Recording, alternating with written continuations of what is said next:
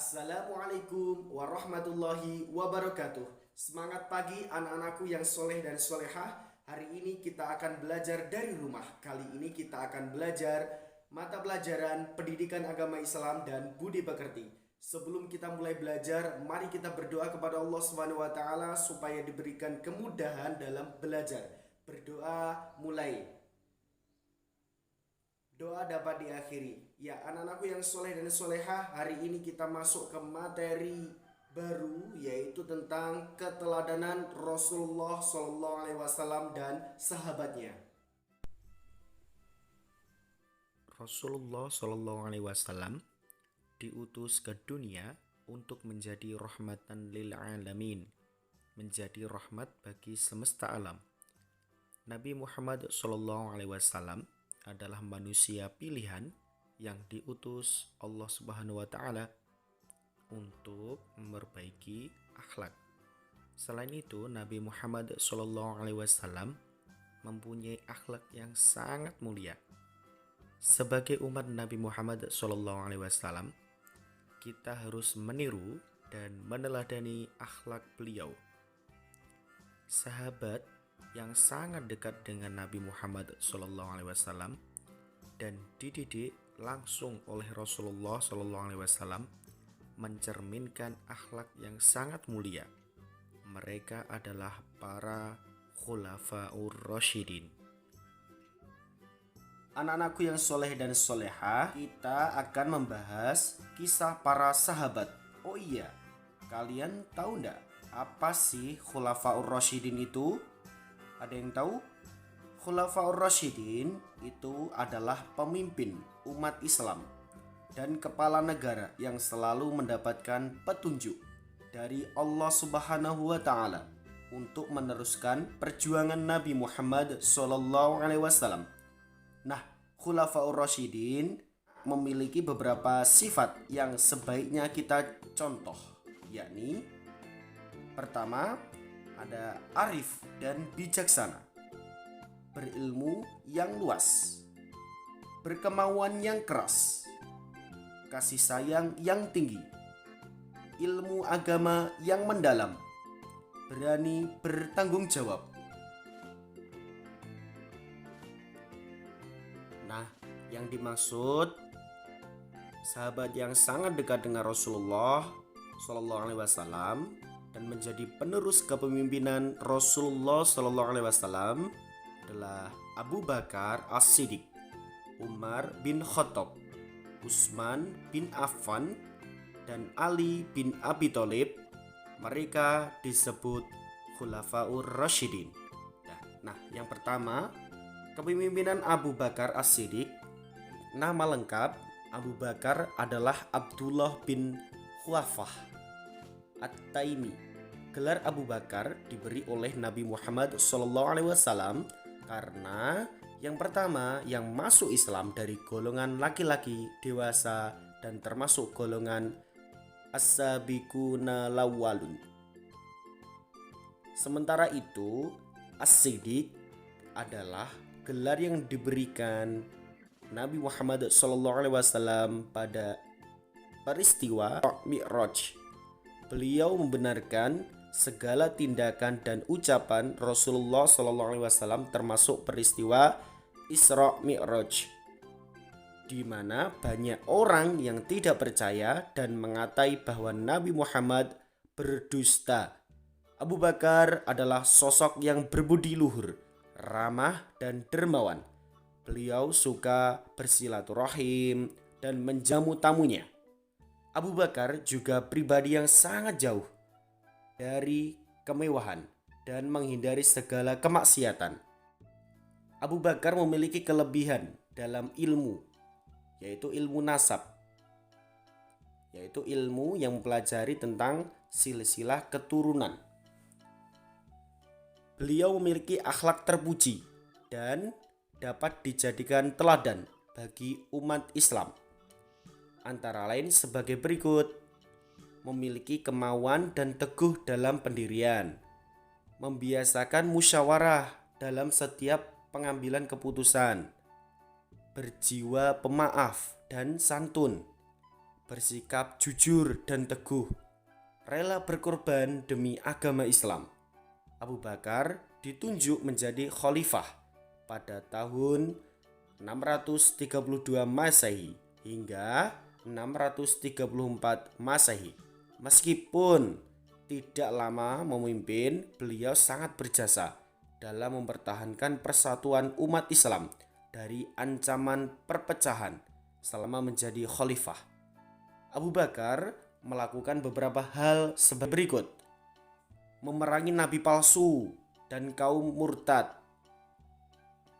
menyadarkan orang yang tidak membayar zakat, pembukuan Al-Quran menjadi satu mushaf, perluasan wilayah Islam. Nah, sekarang ke kepemimpinan Umar bin Khattab. Umar bin Khattab adalah khalifah kedua setelah Abu Bakar As-Siddiq. Nama lengkap Umar bin Khattab adalah Umar bin Muhammad bin Nufail bin Abdul Uzza bin Rabbah bin Abdullah bin Qud bin Rizah Adi bin Ka'ab.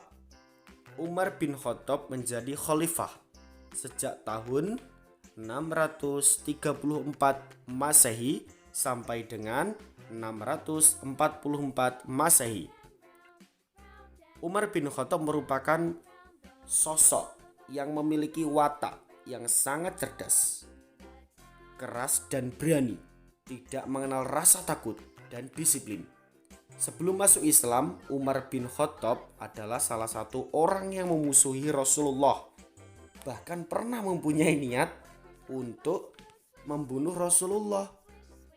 Tetapi hidayah itu datang. Beliau masuk Islam setelah mendengarkan bacaan Al-Quran adiknya yang bernama Fatimah. Setelah masuk Islam, Umarlah yang berada di garis terdepan untuk melindungi Rasulullah SAW.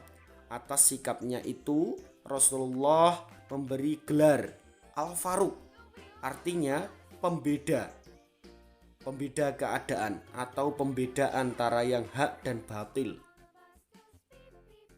Umar bin Khattab sangat dihormati karena mempunyai beberapa kelebihan, antara lain sebagai berikut: tugas dalam pendirian sehingga mendapat gelar Abu Hafaz, cerdas, ahli diplomasi, dan berpengetahuan luas, maka diberi gelar Abu Faiz. Pandai berkelahi, karena keperkasaannya ia sering disebut sebagai singa gurun pasir. Adapun keteladanan yang ditunjukkan Khalifah Umar bin Khattab antara lain: berani dan rela berkorban dalam kebenaran, bersikap adil dalam memutuskan hukum, berjiwa besar, tegas, sayang terhadap semua rakyat, rendah hati, jujur, dan amanah.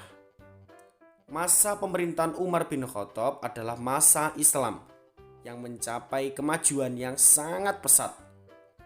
Umar sebagai pemimpin negara yang sangat jauh dari sifat bermegah-megahan, beliau hidup sangat sederhana dan tidak mau menggunakan fasilitas negara untuk kepentingan pribadi. Bahkan hanya sebatas cahaya lampu. Usaha-usaha penting yang dilakukan Umar selama menjadi khalifah antara lain sebagai berikut. Yang pertama ada mendirikan lembaga-lembaga pemerintahan. Yang kedua yaitu mendirikan Baitul Mal. Yang ketiga yaitu menetapkan kalender Hijriah. Yang keempat yaitu membuat mata uang. Yang kelima yaitu membangun angkatan perang. Yang keenam yaitu mengatur gaji pegawai dan tentara. Selanjutnya yaitu memberantas kebatilan. Yang terakhir yaitu perluasan wilayah Islam. Selanjutnya ada kepemimpinan Utsman bin Affan.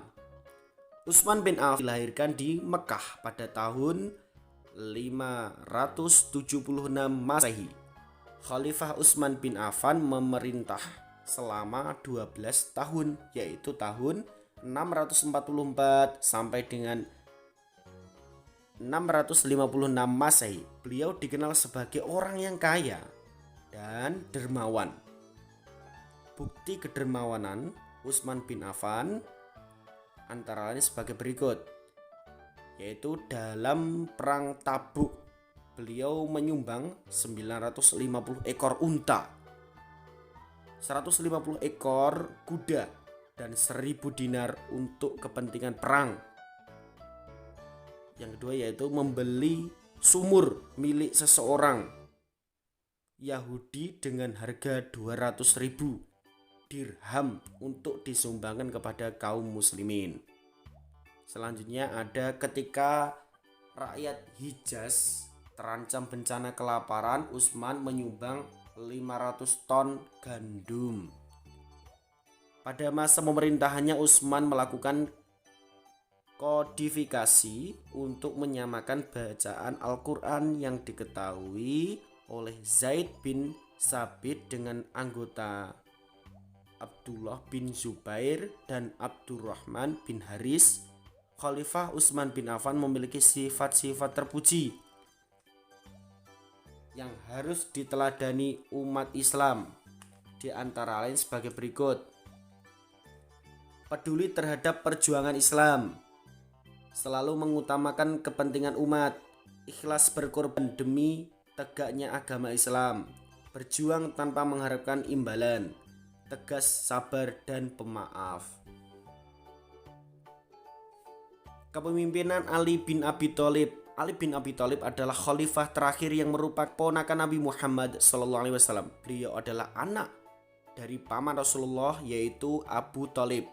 Masa pemerintahan Ali kurang lebih selama 5 tahun, yaitu tahun 656 Masehi sampai dengan 661 Masehi. Ali bin Abi Thalib adalah seorang yang pemberani. Hal ini terbukti ketika Ali bersedia menggantikan Rasulullah SAW tidur di ranjangnya, padahal di luar rumah banyak orang-orang Quraisy ingin menyakiti bahkan membunuh Rasulullah SAW. Ali bin Abi Thalib dikenal sebagai sosok yang cerdas, menguasai banyak ilmu. Beliau juga mendirikan beberapa madrasah sebagai tempat belajar anak-anak. Pada saat menjalankan roda pemerintahan, Ali bin Abi Thalib mengharuskan pegawainya mempunyai sifat jujur, cakap, bertanggung jawab. Beliau juga memajukan bidang ilmu bahasa serta mengembangkan bidang pembangunan, terutama di kota Kufah sebagai pusat ilmu tafsir, ilmu hadis, ilmu nahwu, dan ilmu pengetahuan isi dan ilmu pengetahuan lainnya. Beberapa gelar yang beliau terima antara lain sebagai berikut, yaitu Haidarah yang berarti singa, Babul Ilmi berarti pintu ilmu karena kepandaian dan kedalaman ilmu yang dimilikinya, Syaifullah yang berarti pedang Allah karena dia sangat ahli dalam bermain pedang. Pedang ahli dinamakan Zulfikar, pedang yang bermata dua. Asadullah yang berarti singa Allah. Julukan ini diberikan karena keberanian Ali dalam peperangan. Karamallahu wajhah berarti Allah memuliakan wajahnya. Julukan ini diberikan karena Ali sangat menjaga pandangan dari hal-hal yang tidak diperbolehkan. Imamul Masakin artinya pemimpin orang-orang miskin. Al-Murtadha artinya orang yang diridhoi oleh Allah Subhanahu wa taala dan Rasulnya.